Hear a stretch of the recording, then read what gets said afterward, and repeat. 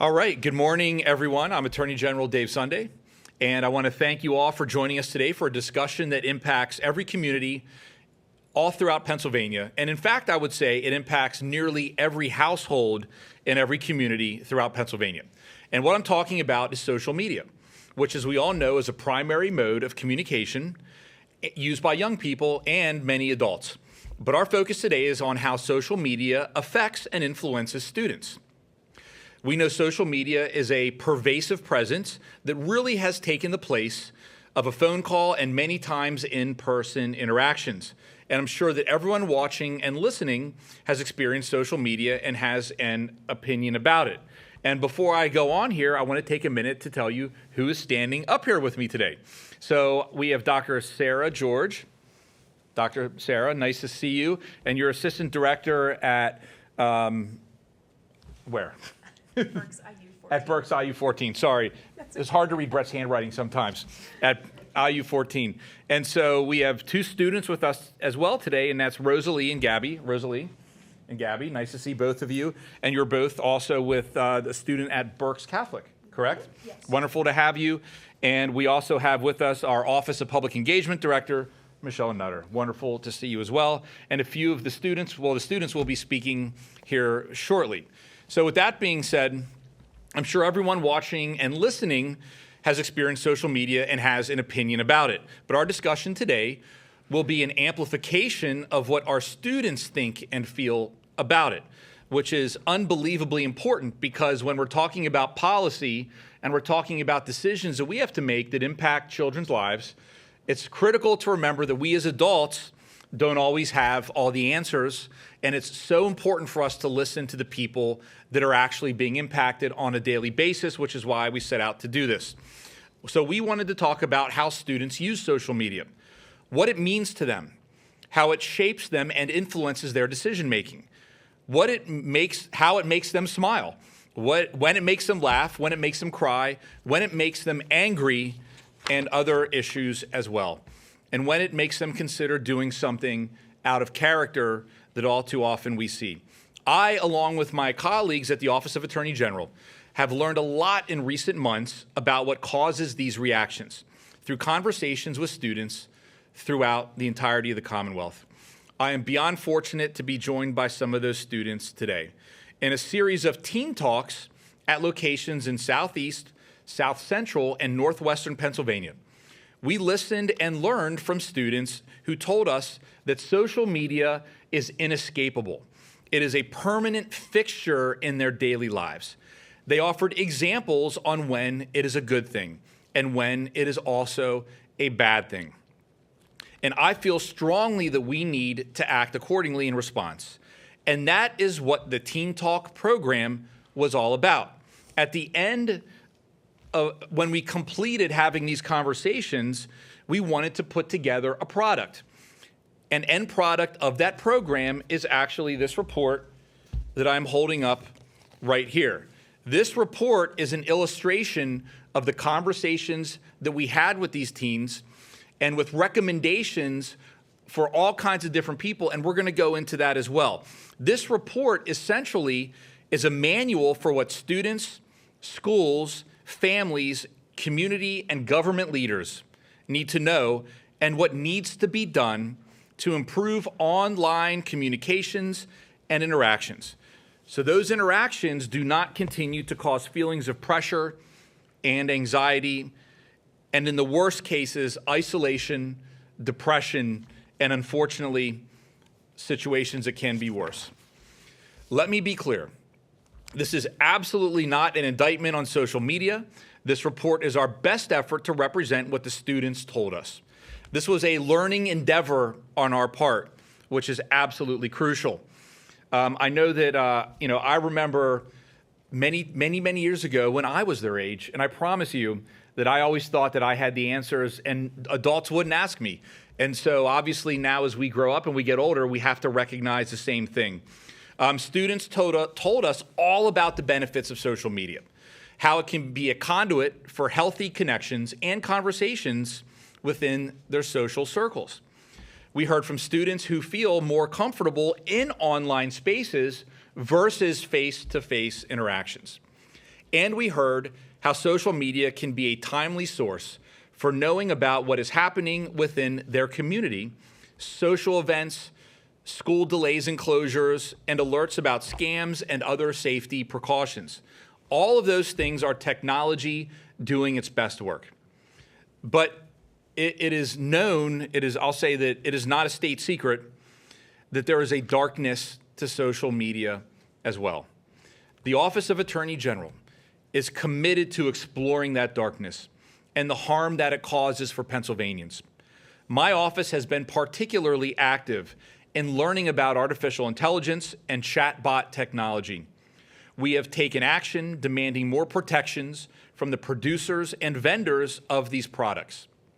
A coalition of 42 state attorneys general, 21 Republican and 21 Democrat, led by myself and the attorneys general of New Jersey, West Virginia, and Massachusetts, issued a letter to 13 AI companies demanding that they take action to ensure that their chatbots are not producing harmful outputs.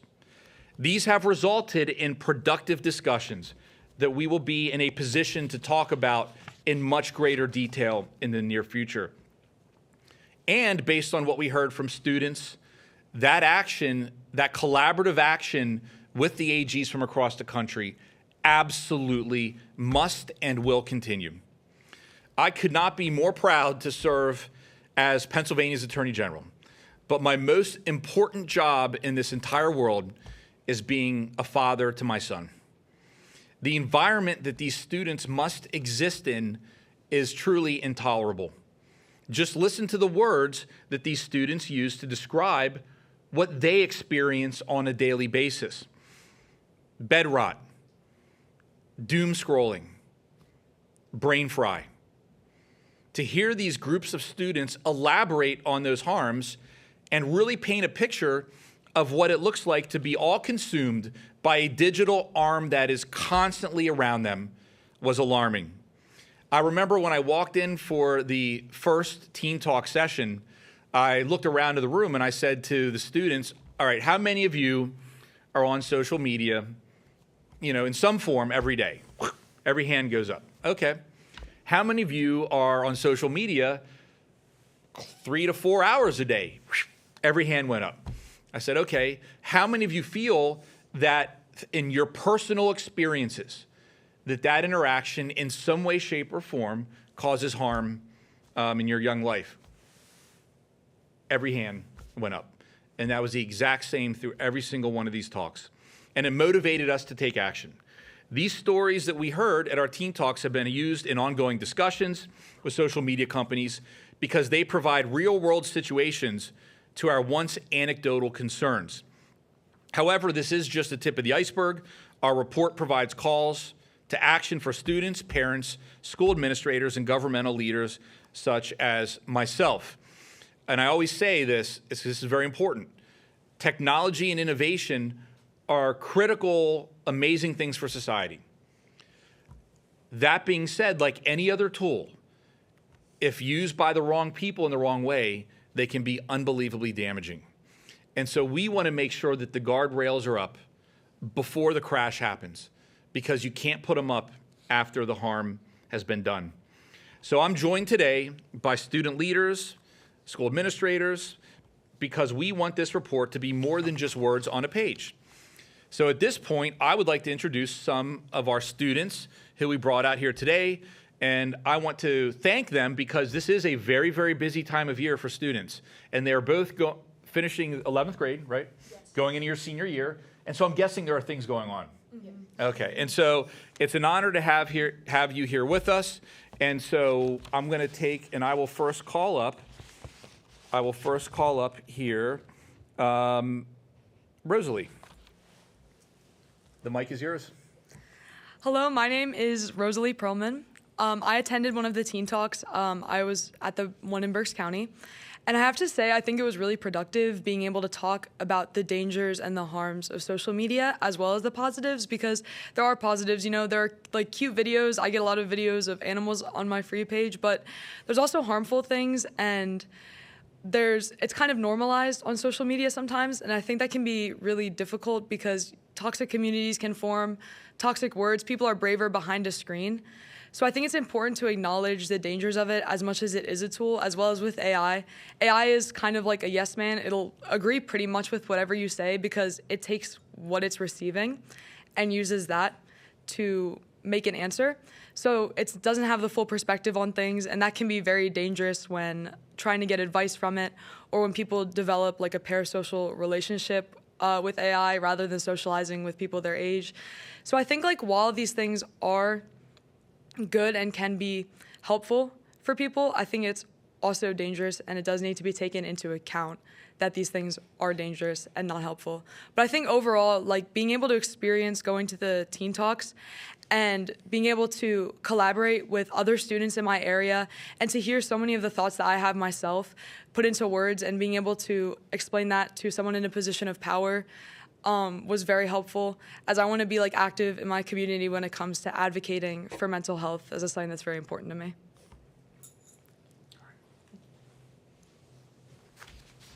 Great job, Rosalie. That was outstanding. Gabby?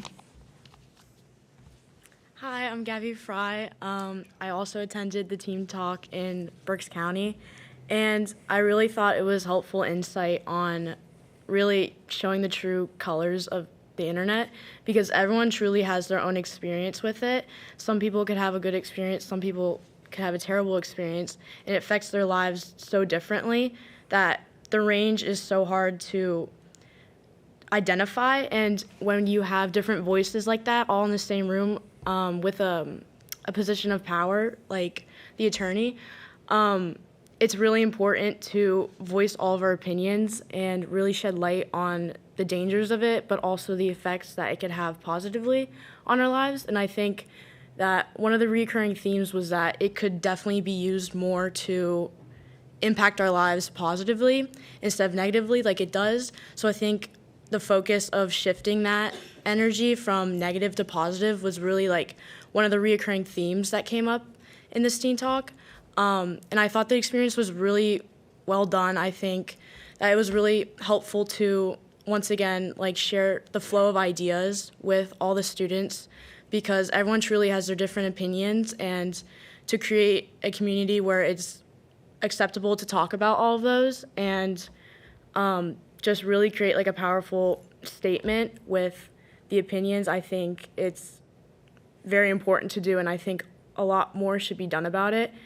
And the dangers of social media should definitely be more widespread and talked about more, because it truly does impact like everybody in this room and everybody in America and even the worldwide. So it's really important to highlight those and to fix those problems. So Gabby, that was outstanding. I'm going to give a small round of applause to both of you. You guys did a great job. You both are really good public speakers. If you want to be lawyers, reach out to us. Okay. And so, Doctor, I want to come on up. So I want to take a minute to say that. So my dad's a retired public school teacher. Sure. And he has opinions about things, as retired people do. And this is an issue that he talks to me about all the day. And all the time he reminds me about the impact on teachers in the classroom and what this is like for them, the challenges that are there, and just the way that it changes the learning environment, and it's so fast. And so I just want to thank you for all the work that you do, and thank all the teachers out there that I know are doing their best to navigate this unbelievably fast-moving technological world we live in. So For sure. Thank For you. Sure. Thank you. And thank you so much for having me today. So at the Berks County Intermediate Unit, we were blessed to be able to host one of the teenTALK events and had the privilege of having 44 of our students from across the county attend the event. And the event truly was fantastic in the sense that we took students from across the entire county, all walks of life, all different social statuses, all different school buildings, put them together in a room, and a lot of times you never know how that's going to turn out, right? Sometimes kids don't talk.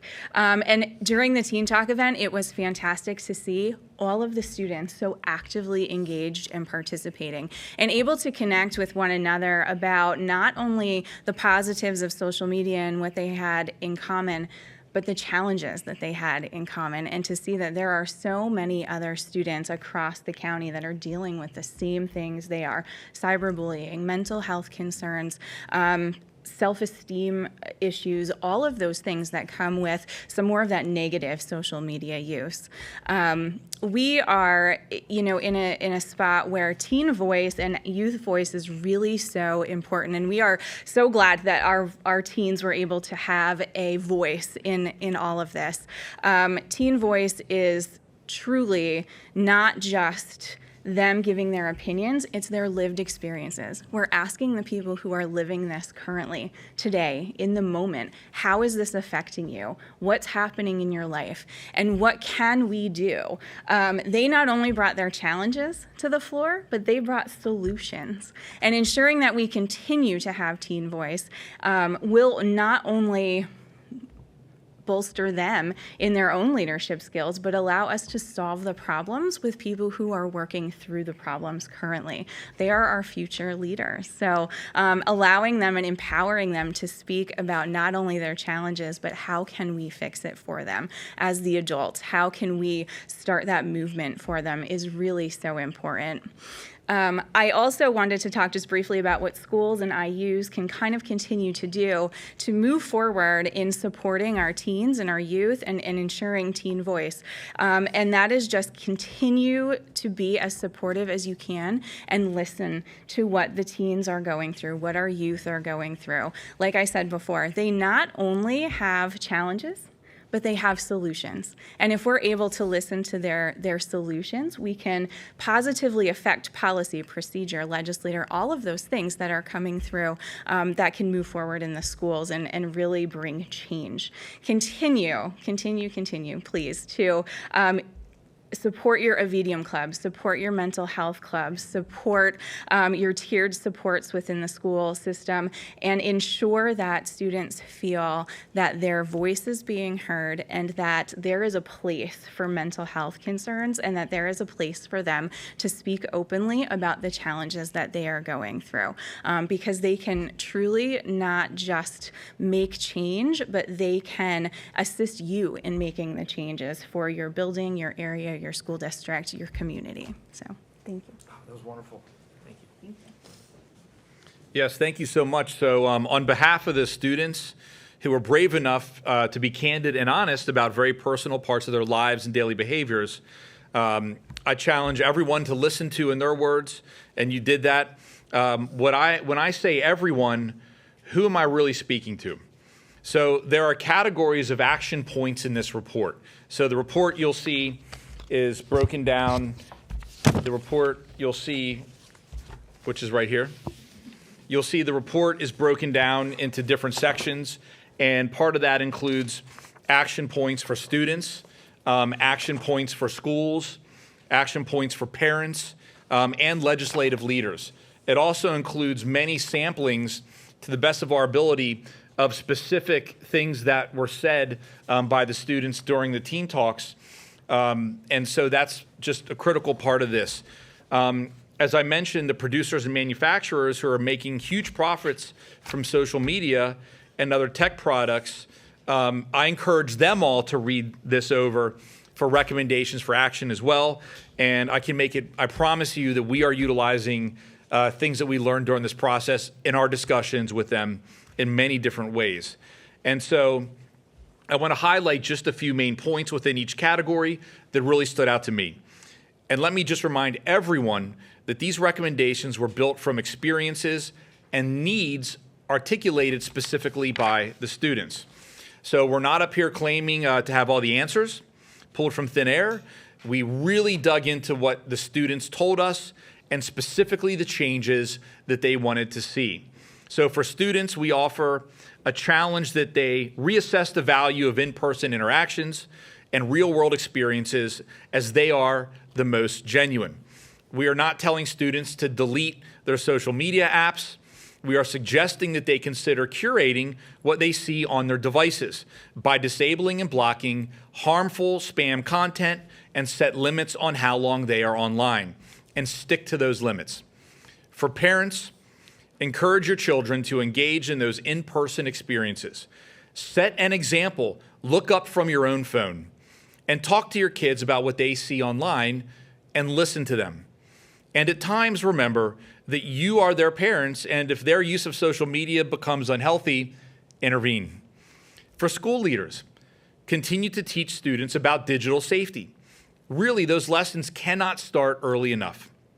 That is one thing that we heard, is that students feel that they needed to learn digital literacy earlier in their schooling. Here at the Office of Attorney General, our Office of Public Engagement offers a number of age-appropriate digital literacy presentations that are available to schools and community groups free of charge. Educate students on what is a credible source of information. Promote safe spaces for students experiencing mental health challenges. Make those spaces easily accessible. For government leaders, yes, it is a bit strange to be speaking to myself here, but we need to do everything we can to build up regulations and restrictions around harmful online content. To my friends in the legislature, let's keep looking at what laws are on the books regarding abusive and harmful behaviors online. I believe dealing with the new technologies that face us is the issue of our time.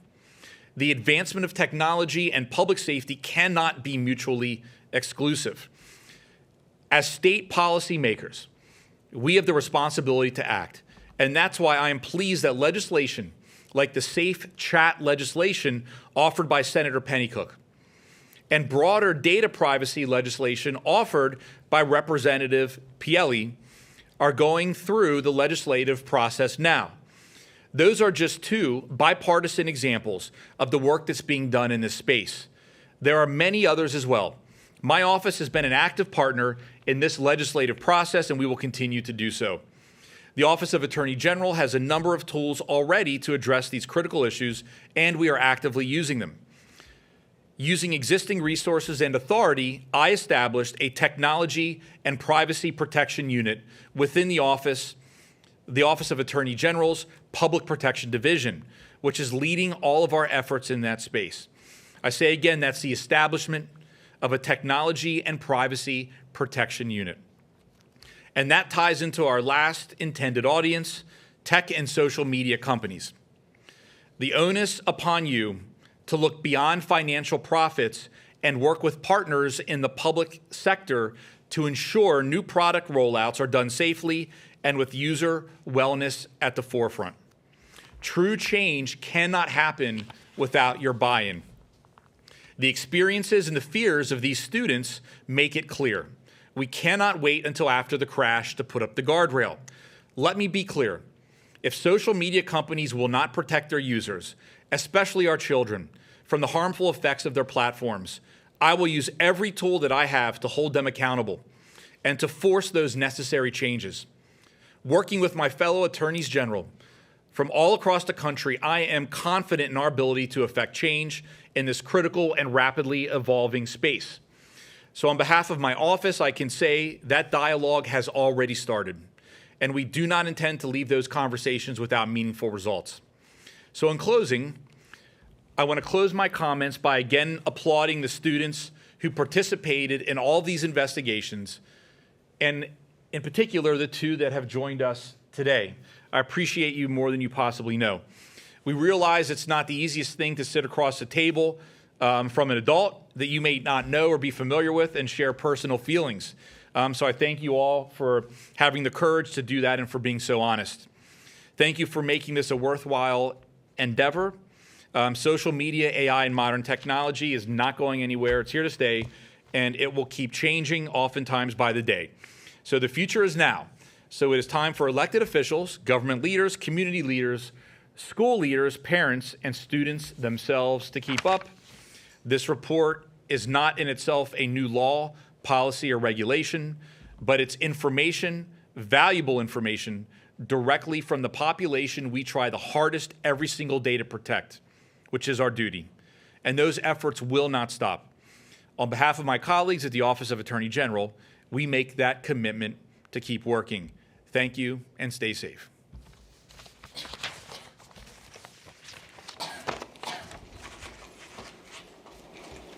If anyone has any brief questions, we'd be more than happy to take them if we can.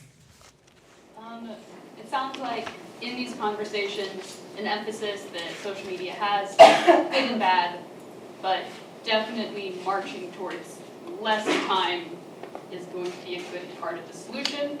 The report also talks about, though, that students are afraid of judgment. There are fears that come when you're encouraging those in-person connections, whether it's students or you. What does that look like to create those in-person opportunities, and how can we equip continuing generations to enter those? So I appreciate that question, and one of the ways we framed it to the students was, you're at the age you're at now. Do you have younger brothers and sisters? I want you to think about that and think about, with knowing what you know, what would you want done for them as they grow up in their lives? And that triggered responses, from everybody. And so so I share that with you because, number one of the biggest takeaways for me was an acknowledgement and understanding on the challenges that teens are facing. And part of that acknowledgement and understanding was that too much time is being spent on these devices. I always say that whatever you say yes to means you say no to something else. And I shared that with the group, and you could just see people were just flabbergasted because they're like, yeah, that makes sense. We spent a lot of time doing this. I think that very simply what it comes down to is getting back to basics as a society, getting parents involved, empowering teachers to give them whatever those tools might be to be able to have that interaction with students. A conversation came up where a couple of the schools have on their own limited the use of cell phones in schools. Okay, and so I don't know if it's necessarily bell to bell, but they're out. They're off the mix. And so one of the very first things that a couple people said was, I remember a young girl. She raised her hand and she's like, "Yeah," she's like, "God, I'm talking to so many more people now." And they said at first everybody was like really upset, but as the weeks went on, people started to get to know each other. They had conversations. And one of the teachers anecdotally said that he thought that the amount of books being removed from the library increased by over 40%. And so I think very simply, like any societal challenge or friction, you have to listen to the people that are affected. You have to listen to the other people that are affected that are in the schools. And we have to work with them to give them the tools to be able to get ahead of this. Yes. So obviously with AI, we've seen it rapidly advance over the last few years. Social media is constantly changing. So how do you foresee the ability to keep up with what's changing and make sure that you're staying on top of what the kids are seeing online? So I can say earlier I referenced the coalition of 21 Republican and 21 Democrat AGs that came together. Pennsylvania, West Virginia, New Jersey, and Massachusetts are leading that charge. So what we do, and this is typically how it works, so I'm co-chair of the National Consumer Protection Committee for the National Association of Attorneys General. And we work together almost daily on issues like this and many, many others. And so we have working groups that are created. We have people that are assigned to different companies. We have people that are engaged in investigations with the companies. We're in dialogue because a lot of the companies, they have made it clear that they want to remedy these issues. And so, we are receiving from them the changes. We're testing them ourselves. And so this will literally be a new and ongoing process versus like we took care of this, we're going to go over here and think about something else for a couple of days, which goes back to the creation of the team that we put together in the Attorney General's office, whose sole focus is going to be to stay on top of these issues, collaborating with, sharing resources with our colleagues from around the country. And that is the most effective way to do it. Because like I said earlier, the goal, obviously, we will use whatever legal recourse we need to. The goal is to have a partner who's willing to change, that you can work with and keep going back to so that they will do it themselves versus litigation. Now, I will say, obviously, litigation is a tool that at times will happen. But that is how we're facing this. We're viewing it as the new world, the new way of doing business, the new things we have to learn, and the new things that are impacting society around us. Thank you. All right. What? Oh, sorry. Sorry. You have a couple of recommendations in here for harsher age verification requirements. Okay. And I know in other states that have enacted that there are a couple of lawsuits trying to oppose those age verification requirements. How is your office trying to balance advocating for that while still keeping tech companies in the conversation to try and prevent those lawsuits? I mean, I can tell you from experience that there are some tech companies that think that that's a good idea. There are some that don't think it's a good idea. At the end of the day, I know that our legislature, and the legislature here in Pennsylvania is working very, very hard on these issues, typically in a bipartisan way, that our goal is protect kids. And so with that in mind, the end goal is protect kids, that if we can bring the companies along and they can be a part of the solution, then that clearly is the best way to do it. But if they won't and they want to file lawsuits, then that's a process, that's what we're here for, and that's something we'll defend. You know, I made it very clear that any law passed by the legislature in Pennsylvania, signed into law by the governor, my office will defend. And that's the job of the Attorney General. Okay. Yeah. How often are you hearing from students, or how much did it come up in the conversation as far as using AI to alter images, as we've seen in the Lancaster Country Day and some other significant cases here in Pennsylvania? Huge issue. Huge issue. I mean, we've heard that not only in the different teen talks, but separate from the teen talks. We've been engaged in public events with parents and children that this happened to. It is a huge issue, and I will tell you that, you know, we live in this world where, like, when some of us were kids, if you did something, if you made a mistake or whatever, like, you could pretty much remedy that like in a day. In the world we live in, with the technology that people are using to notify other individuals, the harm lasts forever. And so the stakes are so much higher now on prohibiting and stopping that behavior before it even ever happens. And so the long and short of it is, this is a major, major issue. We take it extremely seriously. We have not too long ago enacted legislation in Pennsylvania giving my office the authority to prosecute individuals that use AI to create, to morphing technology, to take a picture and morph it into something else and create child sex abuse material. We now prosecute those as felonies. We've prosecuted multiple of those cases. I think you're going to see a lot of action in this area, not just through prosecutions, but legislatively, because, you know, everybody's trying to figure out a way to protect these young people from having to you know, live that world as a victim. I mean, and they're victims. And I want to say loud and clear, like, we see them as victims. They've been victimized, and we need to do what we can to help them so it doesn't happen anymore. All right, awesome. Thank you, everyone. I appreciate it. Thank you for being here and covering this. Thank you to our wonderful speakers and to everyone that participated.